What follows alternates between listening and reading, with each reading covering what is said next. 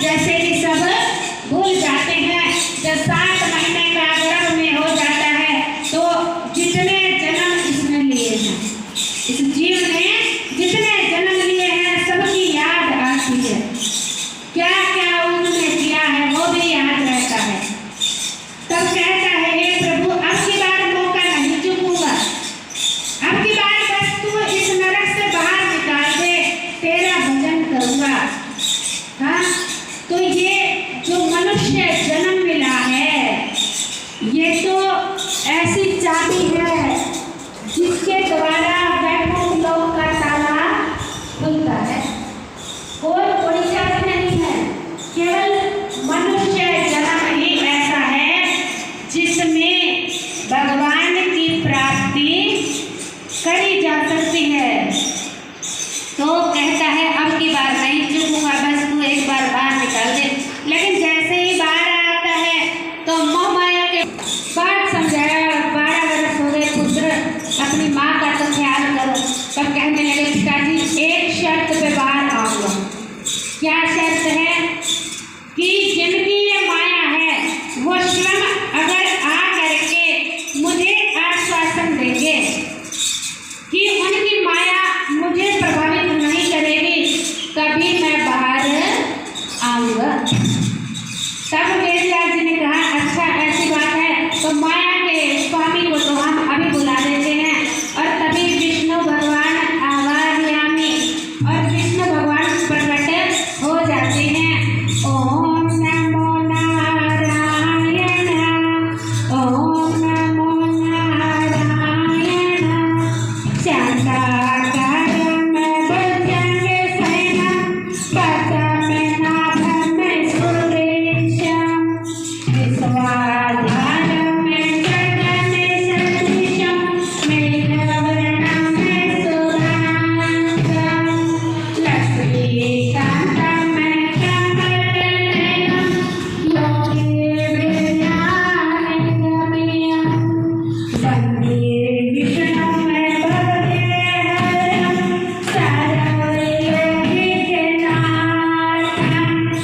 ओम नमो नारायण, ओम नमो नारायण, ओम नमो नारायण।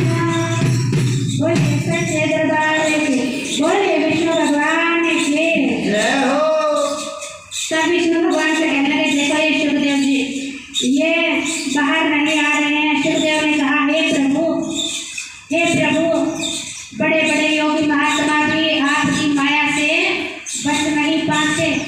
हाँ, तो आप मुझे आश्वासन दीजिए कि ये माया जो आपकी है ये बड़ी प्रबल है और ये मुझे जकड़ेगी नहीं, तभी मैं बाहर आऊँगा। तब कहने लगे हे शुक तुम्हें मेरी माया प्रभावित नहीं करेगी, तुम निश्चिंत होकर के संसार में आओ। और तब भगवान ने एक क्षण के भी 100वें हिस्से के बराबर इतने समय के लिए माया को हटाया और सभी सुखदेव संसार में आते हैं। न माँ को देखा न पिता को देखा, सीधे वन की ओर भाग गए हरि का भजन करने के लिए। कोई तन पे वस्त्र नहीं, जिनका यह पवित्र संस्कार भी नहीं हुआ। पिता ने पुत्र पुत्र कहकर पुकारा और मानो आज वृक्ष उनका उत्तर दे रहे हो, लेकिन पुत्र ने तो मुड़कर भी नहीं देखा। ऐसे करके यम प्रवचंतम मनुपेतां विदेव्यं कवि पायनो विरह कातरे आजुहाव पुत्रेति तन्मयतया तर्वोऽभिनेदुः तं सर्वभूतहृदयं मुनिमानतोऽस्मि। ऐसे महामनी सुखदेव जी को हम सभी नमन करते हैं।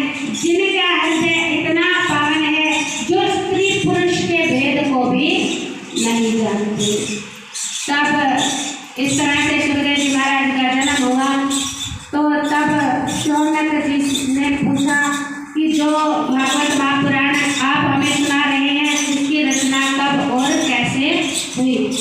तब कहने लगे कि द्वापर काल के अंत में वेद व्यास जी, जो भगवान विष्णु के अंशा अवतार हैं, उन्होंने देखा, क्या देखा कि कलयुग आने वाला है और कलयुग का प्राणी तो उसका भाग्य भी अच्छा नहीं होगा और बुद्धि भी अच्छी नहीं होगी, मन दुखी हो गया। इतने बड़े बड़े वेद को कौन पढ़ेगा। पहले एक ही वेद था जिसमें करोड़ों मंत्र थे। तब उन्होंने क्या किया, एक वेद से 4 भाग कर दिए। हाँ, कौन कौन से हैं बोलो। हाँ,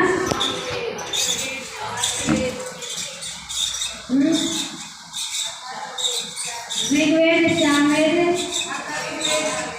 और